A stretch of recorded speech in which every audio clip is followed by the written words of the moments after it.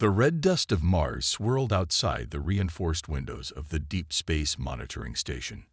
Dr. James Miller rubbed his tired eyes, squinting at the streams of data flowing across his screens. Another quiet night shift was coming to an end, or at least that's what he thought. The first sign that something was different came at 3:27 a.m. Earth Standard Time.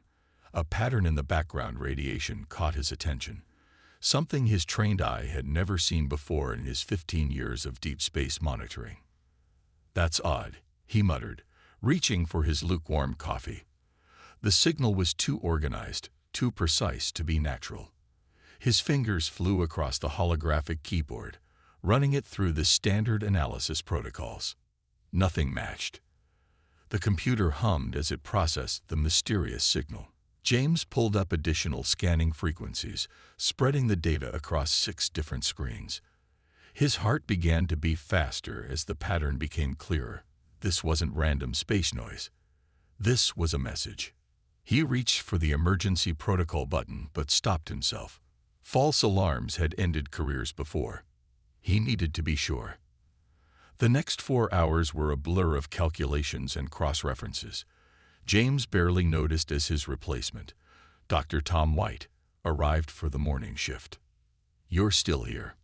Tom asked, setting down his bag. "Must be something good." James didn't look up from his screens. "Take a look at this frequency pattern. Tell me I'm not crazy." Tom leaned over, his eyes widening as he processed what he was seeing. "That's not natural." "No," James agreed. "It's not. And here's the thing, it's encrypted. But our quantum computers are picking up similarities to human encryption methods. Advanced ones, but recognizable." "That's impossible," Tom whispered. Unless someone out there thinks like we do," James finished. "Or they've been studying us." The two scientists worked together, feeding the signal through every decryption program they had. It was Tom who made the breakthrough, noticing that the pattern shifted slightly every 12 seconds, just like an old Earth military frequency hopping system. At 9:45 a.m., the first decrypted fragments appeared on their screens. What they read made their blood run cold. Target species analysis. Human. Status. Pre-invasion assessment. Estimated resistance level. Moderate. Recommended force. Standard pacification fleet. Timeline. Implementation in 5 standard cycles. James stepped back from the console, his hands shaking. "This isn't just first contact. This is a battle plan," Tom finished, his voice hollow. "They're planning to invade Earth, and we just intercepted their playbook." The next hour was a whirlwind of activity. More decoded fragments revealed a horrifying truth. Earth wasn't the first. The message contained detailed reports of other conquered civilizations, complete with tactical analyses and pacification strategies. The aliens who called themselves the Collective had been doing this for centuries. But they had made one crucial mistake. They never expected their targets to decode their transmissions. James looked at the final decoded section, which detailed the Collective's standard invasion timeline. 5 years, he said quietly. "They're giving us 5 years." Tom was already activating the secure line to Earth's Defense Council. 5 years to prepare for something they think we won't see coming. As the emergency lights began flashing and security teams rushed into the monitoring station, James felt an unexpected smile cross his face. The aliens thought they were being clever, planning their invasion in secret. Instead, they had just given humanity the greatest gift possible: time to prepare. The last paragraph of the decoded message scrolled across his screen. "Species shows remarkable adaptability and technological growth rate. Recommend swift action before defensive capabilities exceed acceptable parameters for standard pacification." James looked at Tom as armed guards entered the room. "They think we're dangerous now. Wait until they see what humanity can do with 5 years of warning." The red dust of Mars continued to swirl outside, but now it seemed different to James. It wasn't just the red planet's dust anymore. It was the first line of defense in humanity's coming stand against the stars. Commander Anna Thompson stood at the window of Asteroid Base Alpha, watching Earth float like a blue marble in the distance. 5 years had passed since the Mars discovery, and humanity had used every second wisely. Status report. She called out to the control room behind her. The massive chamber, carved into the heart of the asteroid, hummed with activity. "All systems normal, Commander," replied Captain Mark Davis from his station. "The quantum shields are holding at 100% efficiency. Our cloaking systems continue to mask our heat signature and position." Anna nodded, allowing herself a small smile. The aliens would be watching Earth's surface for signs of military buildup, but they would never think to look for a fleet hidden inside asteroids. The idea had come from an old science fiction story. Sometimes the old tales held the best ideas. "And the civilian cover story?" she asked, turning to face her crew. "Still holding strong," answered Lisa Green, their public relations coordinator. "As far as the world knows, these asteroid missions are just for mining rare metals. Even the conspiracy theorists think we're just hiding corporate profits." The deception had been necessary. Earth's leaders had agreed that panic would be their worst enemy. Instead of announcing the alien threat, they had channeled their preparation through existing programs and natural technological progress. A holographic display lit up in the center of the control room, showing the positions of their 20 asteroid bases scattered throughout the solar system. Each one was a fully equipped military installation, hidden in plain sight among thousands of other space rocks. "Production update from Base Gamma," called out engineer John Peters. "The new quantum torpedo prototypes are testing at 300% above projected effectiveness. We've successfully reverse-engineered the principles from the collective's own weapon signatures." Anna walked to the main tactical display, her footsteps echoing in the carved stone chamber. The screen showed their current defensive coverage, a web of overlapping fields that could turn the entire solar system into a deadly trap for invaders. "What about the ground preparations?" she asked. "Right on schedule," Mark replied, pulling up another display. "Every major city now has underground quantum shield generators disguised as subway expansions. The new weather satellite network is actually our early warning system, and the Global Internet Upgrade Project has hidden our military quantum communications array in plain sight." The last 5 years had seen the greatest technological leap in human history, all hidden behind a carefully crafted illusion of normal progress. The aliens would be expecting spears, and they would find lasers.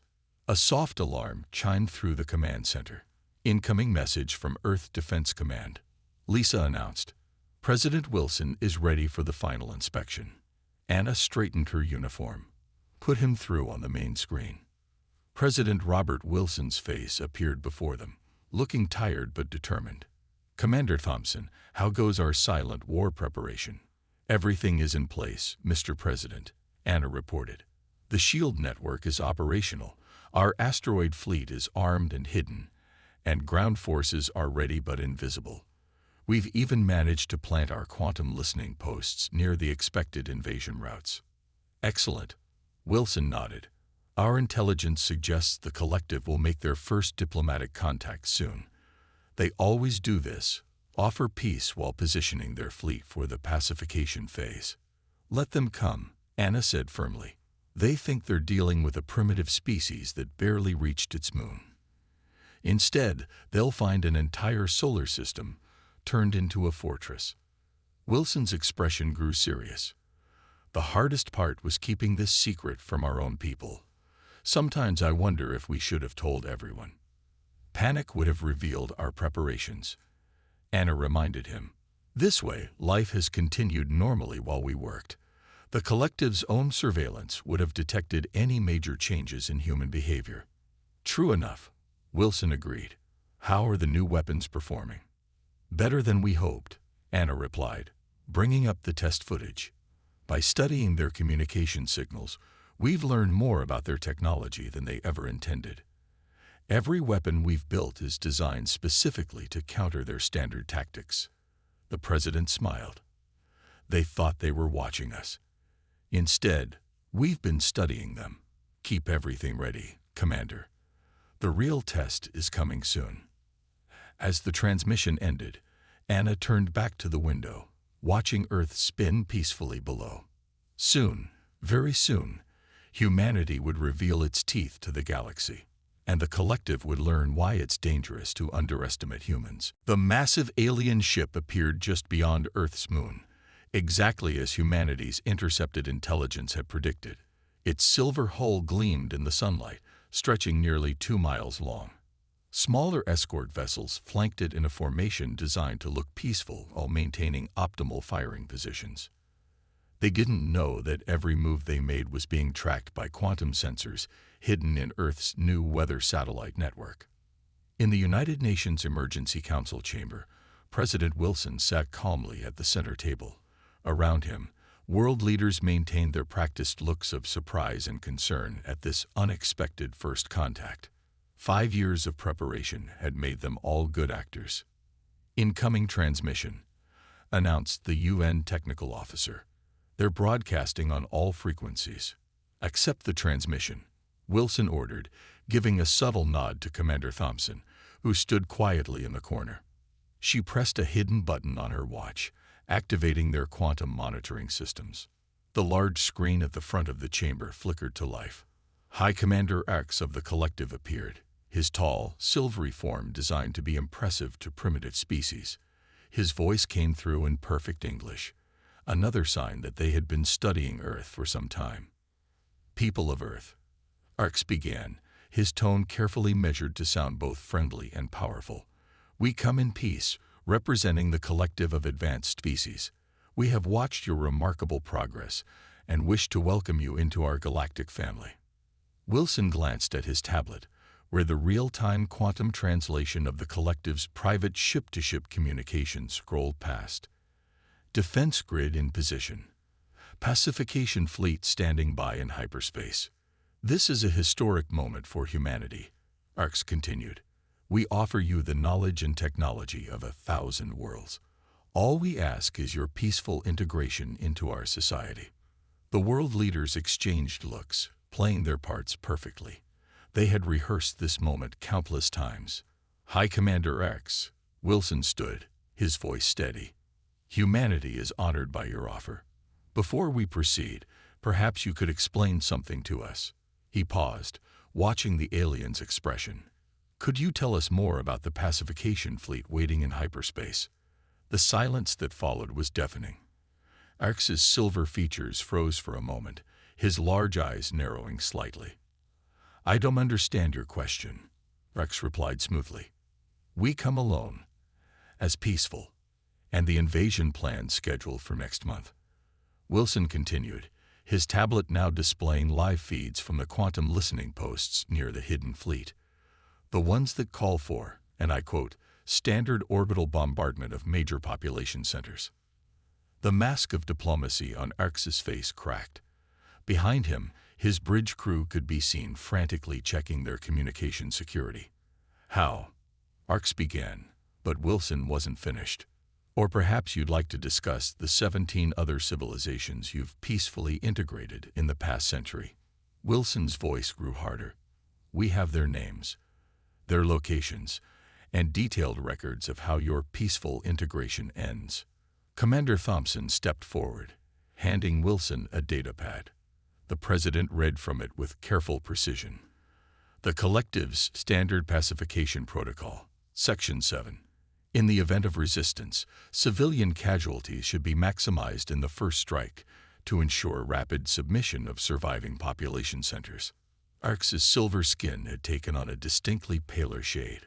"These are internal collective documents. You couldn't possibly." "We've been reading your mail for 5 years, High Commander," Wilson said simply. "Ever since you made the mistake of assuming we couldn't crack your encryption. You've been watching us, yes, but we've been watching you too. Very, very carefully."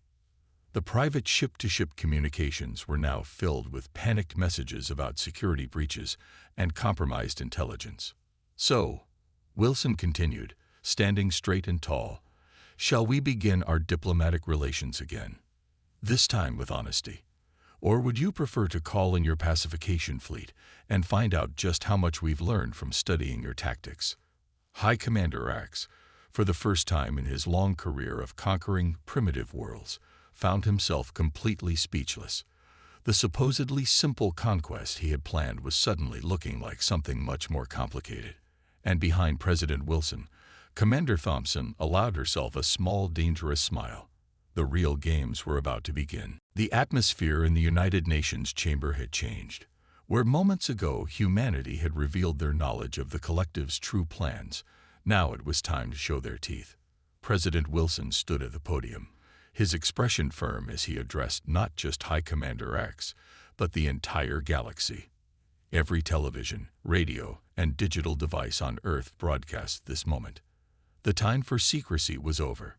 High Commander, Wilson began, you came here expecting to find an easy target. Instead, allow us to show you what humanity can do when given time to prepare. He nodded to Commander Thompson, who pressed a series of commands into her tactical pad.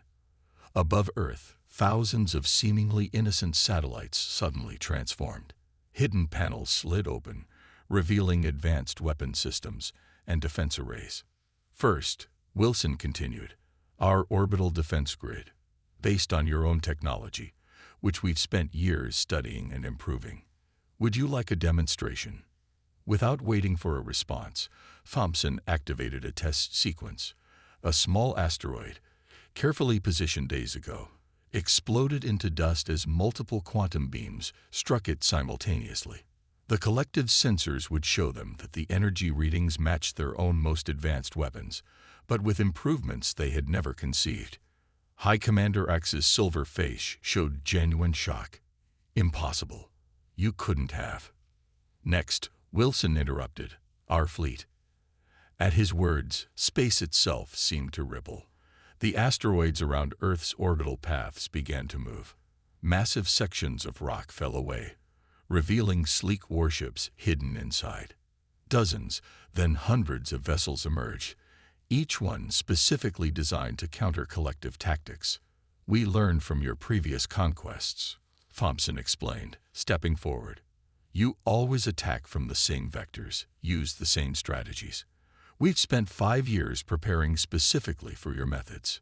The displays showed more revelations, hidden bases on Mars, weapon platforms disguised as space debris, and quantum shield generators protecting every major city on Earth. Each revelation made the collective leaders grow paler. But perhaps most importantly, Wilson said, his voice growing harder, we should discuss the real balance of information here. A new set of data appeared on the screens. Detailed scans of collective worlds, their defense systems, their fleet movements. 5 years of careful intelligence gathering displayed for all to see.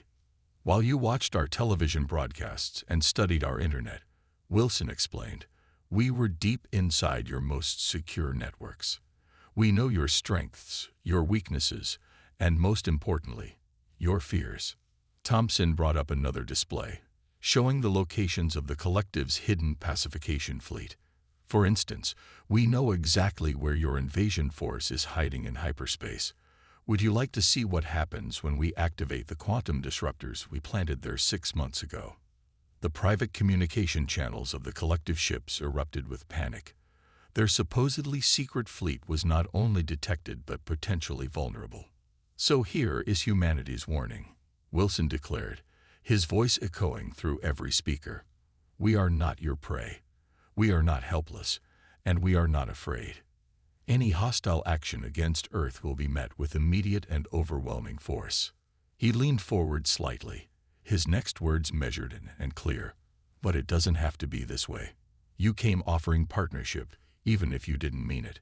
We are willing to offer the same, genuinely. Equal standing, mutual respect, and real cooperation. The chamber fell silent as Wilson delivered his final point.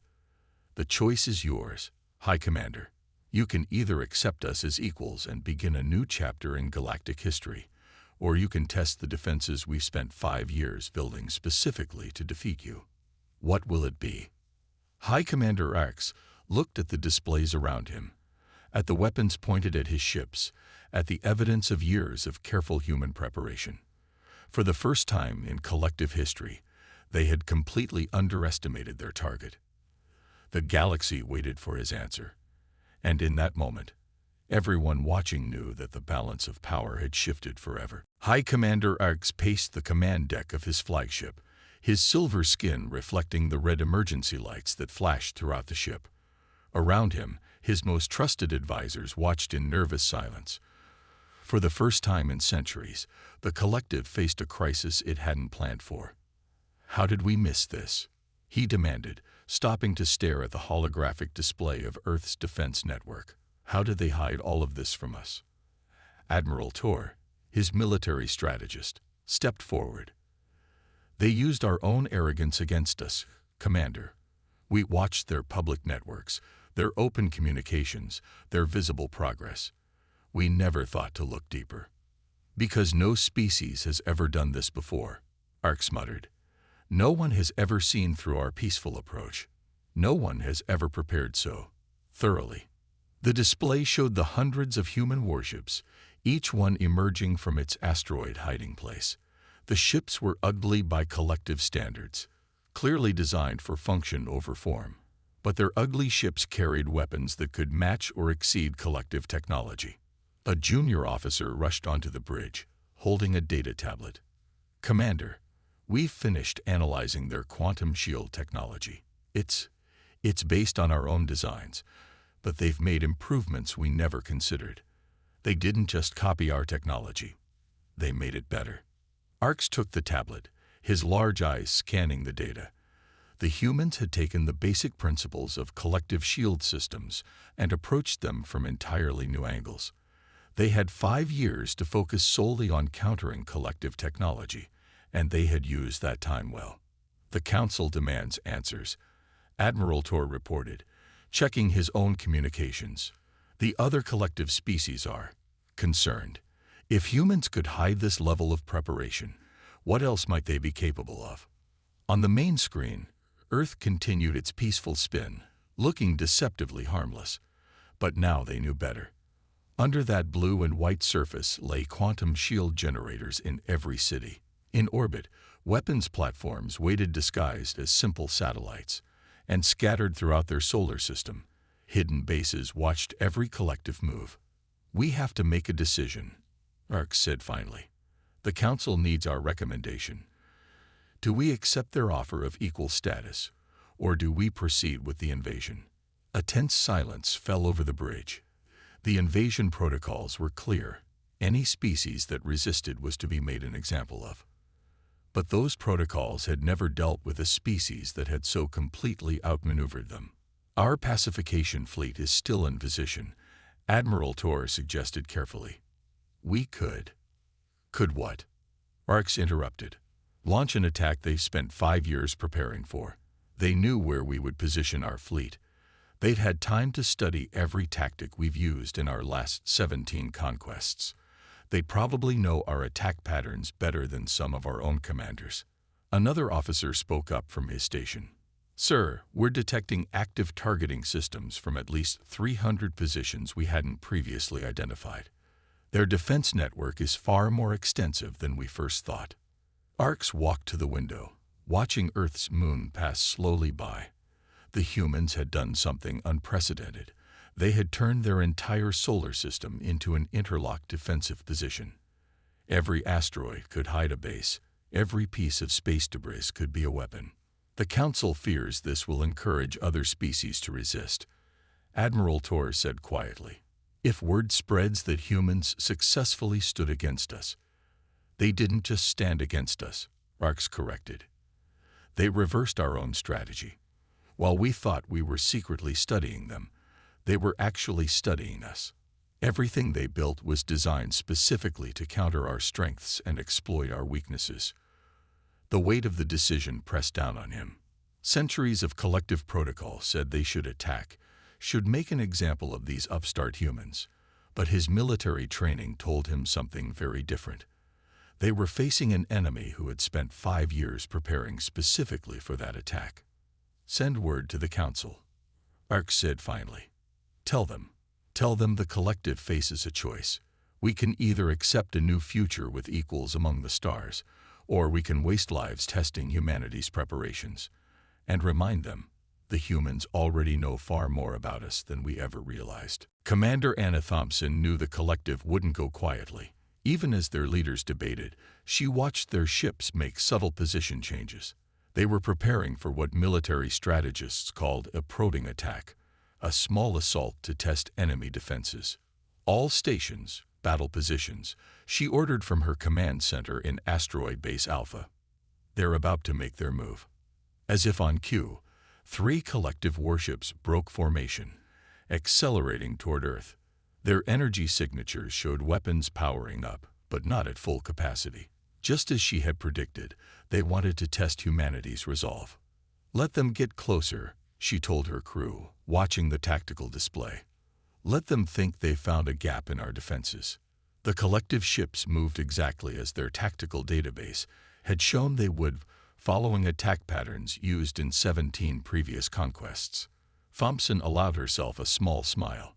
The aliens were about to learn why studying your enemy was so important. They're approaching Grid Section 7, reported Captain Davis. Quantum shields are powered but hidden. Weapon systems are ready. Thompson nodded, watching the trap unfold. Wait for my mark. The lead collective ship fired first, a low-power shot aimed at what appeared to be a weakness in Earth's satellite network. The energy beam passed through empty space where their sensors showed a gap in humanity's defenses.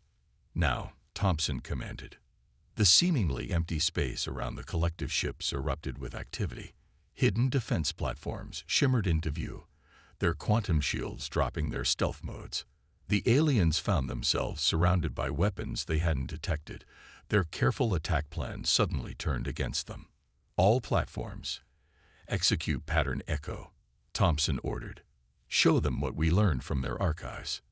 The defense platforms fired in perfect synchronization, using the exact frequency the collective considered impossible to block. Their ship's shields flared bright blue, struggling against an attack they had thought no other species could develop. Target their primary power conduits, Thompson continued, just like they did to the Zentari in their last conquest. Her crew worked with practiced precision, executing maneuvers they had rehearsed countless times. Each shot struck exactly where the collective ships were most vulnerable, weak points identified from years of studying their battle records. The lead alien ship's shields failed first, overwhelmed by attacks they hadn't believed possible. The other 2 vessels tried to retreat, but found their escape routes blocked by more defense platforms dropping their cloaking fields. The collective flagship is hailing us, Captain Davis reported. Put them through, Thompson replied, standing straight and tall. High Commander X's face appeared on the main screen, his silver features tight with barely controlled anger and surprise. This was a routine tactical exercise, he began. No, Thompson cut him off. This was a test of our defenses, using exactly the same approach you used against the Proxima colony 3 years ago. We studied that battle, Commander. We studied all of them. She pressed a button, showing him the tactical display. Hundreds more defense platforms decloaked, revealing that his ships had been surrounded by overwhelming force from the moment they moved. Your ships are disabled but not destroyed, she continued. We could have eliminated them at any time, but that wasn't the point of this demonstration. Ark's expression shifted slightly. What was the point? To show you that we know every move you're going to make before you make it. Your tactical databases may as well be public records to us now. Thompson's voice was calm but firm. The next time you test us, we won't be so gentle. The alien commander stared at the tactical display, at his crippled ships, at the vast network of defenses that had appeared from nowhere. His entire military career had been based on the collective's technological superiority. Now, faced with a species that had studied and countered their every advantage, that superiority was gone. You have 1 hour to retrieve your disabled vessels, Thompson concluded. After that, we'll consider any collective ship inside our defense grid to be a hostile target. I suggest you choose your next moves very carefully. Commander. As the transmission ended, Thompson turned to her crew. "Stand ready," she ordered. "They've just learned we can beat them. Now we find out if they're wise enough to learn from that lesson." 1 year after the Collective's failed test of Earth's defenses, the Grand Meeting Hall of the Galactic Council looked very different. For the first time in its 1,000-year history, a new section had been added to the chamber, the Human Embassy. President Wilson stood at the podium, addressing representatives from over 500 alien species. Commander Thompson and Dr. James Miller sat behind him, their presence a reminder of how humanity had earned its place among the stars. "A year ago," Wilson began, "the galaxy operated on a simple principle. The strong dominated the weak. The Collective expanded by offering peace with one hand while hiding weapons in the other." He paused, looking at High Commander X, who now sat as an equal rather than a conqueror. The alien's silver skin had lost some of its shine, but he had gained something more valuable: wisdom. "Today, we stand at the beginning of a new era," Wilson continued. "Not because humanity defeated the Collective's test of our defenses, but because we chose to offer true partnership even after proving our strength." On the massive screens around the chamber, images appeared showing the changes of the past year. Joint human collective research stations, trading posts where different species met as equals, and most importantly, the new defense coalition that had replaced the old system of conquest. Dr. Miller, who had first discovered the alien transmission 5 years ago, watched with pride. His simple night shift at the Mars monitoring station had started a chain of events that transformed the galaxy. "The Collective taught us the importance of preparation," Wilson acknowledged. "But we learned something they had forgotten. True strength comes from cooperation, not conquest." Commander Thompson activated a holographic display, showing the new Joint Defense Network. Earth's quantum shield technology had been shared with other worlds, not as a sign of weakness, but as a demonstration of trust. The same weapons that had protected humanity now helped ensure peace throughout settled space. More importantly, Wilson said, "Other worlds have begun to share their own innovations. Working together, we've made more technological progress in 1 year than the Collective achieved in a century of conquest." High Commander X stood, following diplomatic protocol. "The humans taught us a valuable lesson," he admitted to the assembly.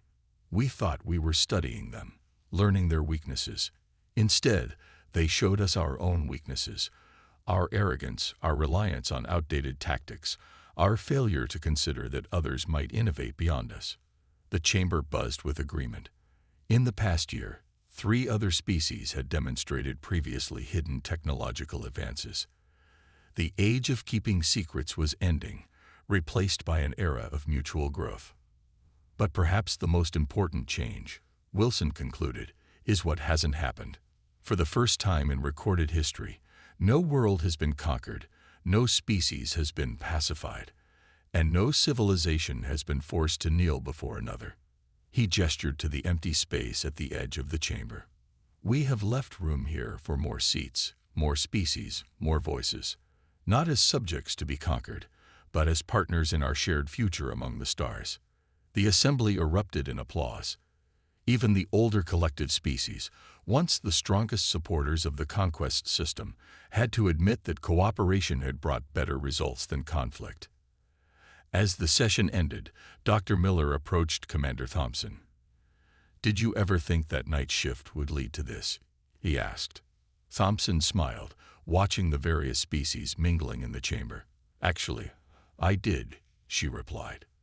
"The moment I saw those invasion plans, I knew humanity would either become the Collective's greatest victory or their most important lesson.